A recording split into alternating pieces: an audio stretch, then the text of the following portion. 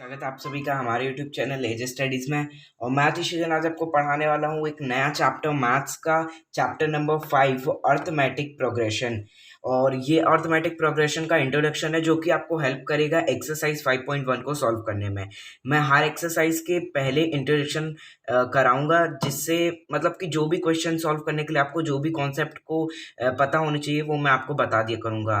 क्योंकि कमेंट्स में बोला था कि एक्सरसाइज के पहले इंट्रोडक्शन करा दिया करो, तो फिर करा दूंगा। ठीक है, तो ये है 5.1 का इंट्रोडक्शन और होल चैप्टर 5 का भी आप कह सकते हैं। बट इसमें जो मैं कॉन्सेप्ट बताऊंगा ये आपको एक्सरसाइज 5.1 में हेल्प करेंगे।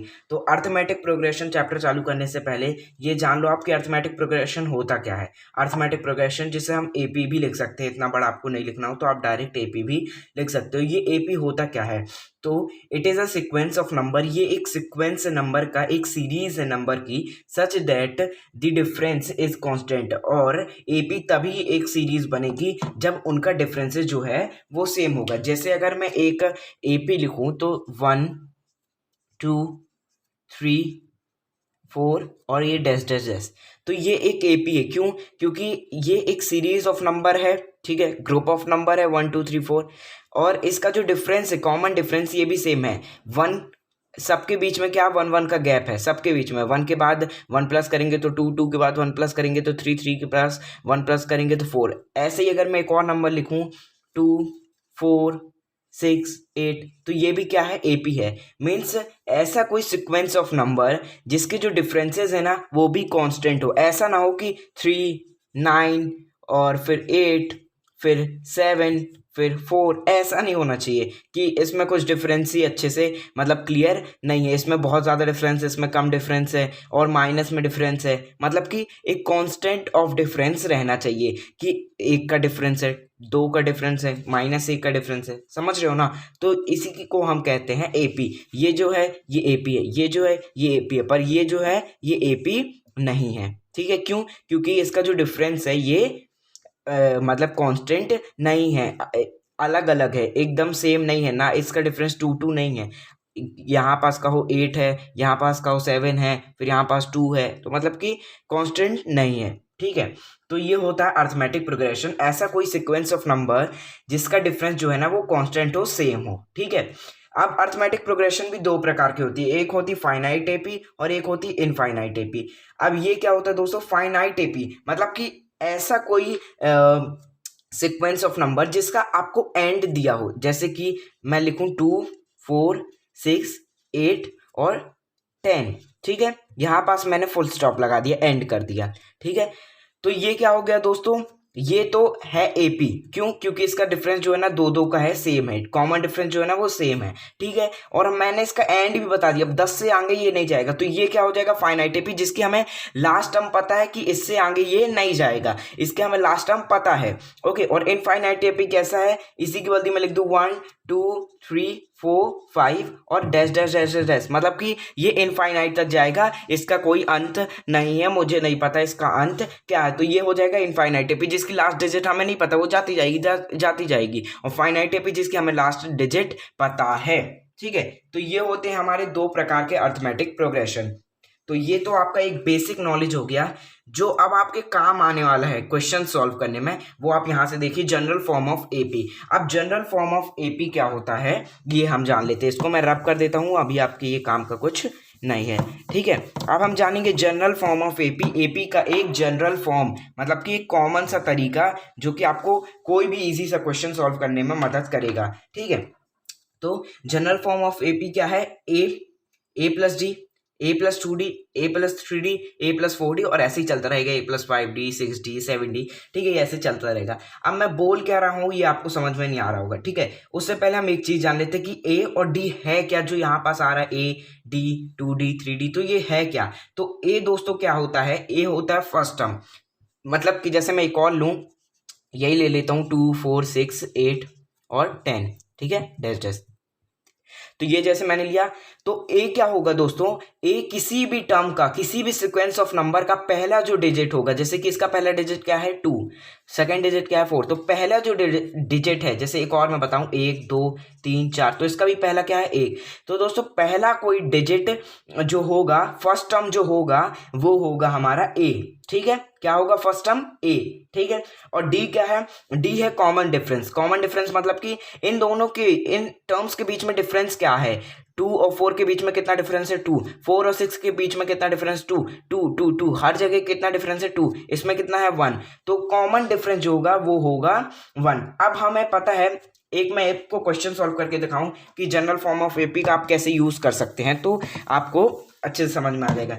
जैसे अगर हमें किसी क्वेश्चन में ए दिया हो कितना 1, ठीक, और डी दिया हो हमको कितना 2, तो हम जो है वो हम आगे की जो सीक्वेंस है, आगे की पूरी अर्थमेटिक प्रोग्रेशन बना सकते हैं। कैसे, इस फॉर्मूला में रख के, ए कितना हो गया 1, अब ए प्लस डी कितना हो जाएगा, ए कितना है 1 और प्लस डी कितना है 2, तो ये कितना हो जाएगा 3, ठीक, तो आगे की सीक्वेंस क्या आ गई 3। अब एक और मैं जैसे बनाऊं, आगे का और बनाऊं, तो क्या आ जाएगा ए कितना है, ए है 1 और 2d कितना है, 2d मतलब कि आप 2 लिख दो, और d कितना है 2, तो 2 इंटू 2 4, तो ये कितना हो जाएगा 4 और प्लस 1 5। तो ऐसे अपन अर्थमेटिक प्रोग्रेशन इसकी हेल्प से बना सकते हैं। बिल्कुल इजी सा है कि अगर आपको डिफरेंस पता हो और टर्म पता हो तो आप ऐड करते जाओगे। आपको पता है कि 1 है, अब उसके बाद क्या आएगा 1 प्लस 2 कर देंगे तो 3 आ जाएगा। अब क्या है 3d, तो 3 2 जा 6, ऐसे ऐसे आपको करते जाना है, करते जाना है, करते जाना है, सिर्फ आपको इसमें पुट करना है और आपका आते जाएगा, ठीक है।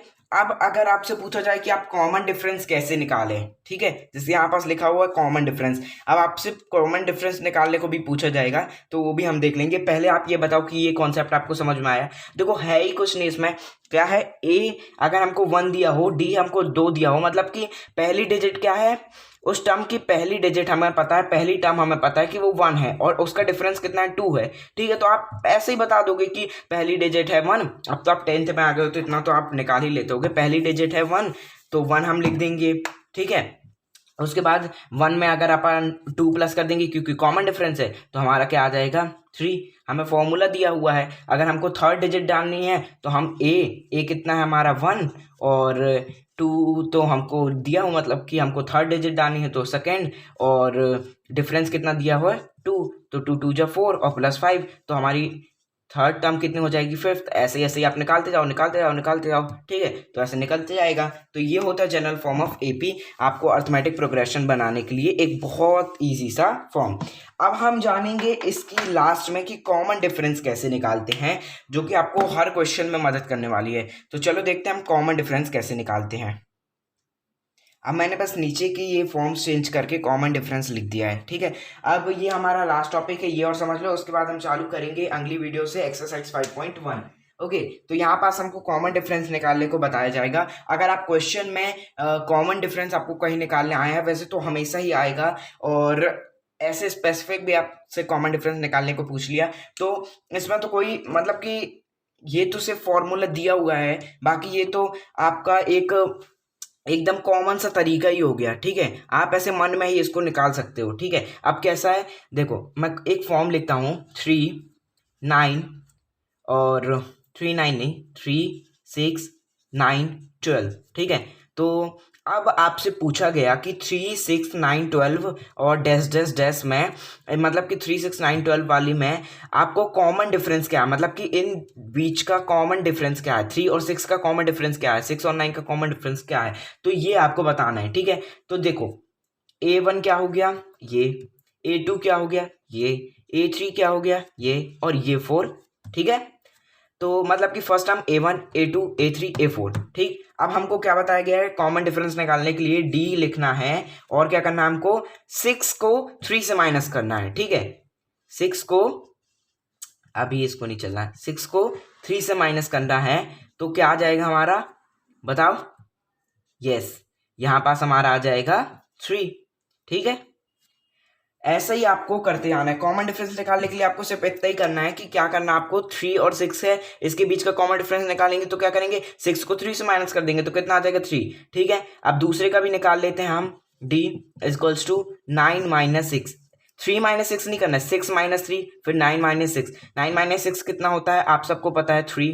ठीक है, ऐसे ही हम यहाँ का करें तो 12 माइनस 9 कितना हो जाएगा 3। मतलब कि इसका कॉमन डिफरेंस सेम है, और अगर कॉमन डिफरेंस सेम है तो ही वो अर्थमेटिक प्रोग्रेशन एपी कहलाएगा। ठीक है, अगर उसका डिफरेंस अलग अलग है, जैसे यहाँ पास 3 है, यहाँ पास 5 आ जाता है, यहाँ पास 9 आ जाता है, तो वो अर्थमेटिक प्रोग्रेशन नहीं होता। कॉमन डिफरेंस अगर सेम है तो ही वो अर्थमेटिक प्रोग्रेशन है, हमेशा जिंदगी में याद रखना। ठीक है, तो क्या करना हमको, यहाँ में यही दिया गया है कि a2 minus a1, a3 minus a2, a4 minus a3, a5 minus a4। तो मतलब कि आपको 6 को माइनस करना है 3 से, और ऐसे ही आपकी जो भी अर्थमेटिक प्रोग्रेशन आए तो आपको सिर्फ इतना ही करना है। ये निकालने का कॉमन डिफरेंस का एक सिंपल सा तरीका है। ठीक है, तो इतना ही था इस वाली वीडियो में, क्योंकि यही बस आपको काम आएगा एक्सरसाइज 5.1 में। बाकी तो आपका थोड़ा सा दिमाग काम आएगा, और बाकी मैं आपको बताते जाऊंगा जो भी क्वेश्चन आपसे नहीं बनेंगे। तो इंट्रोडक्शन में इतना ही रखते हैं, मिलते किसी और वीडियो में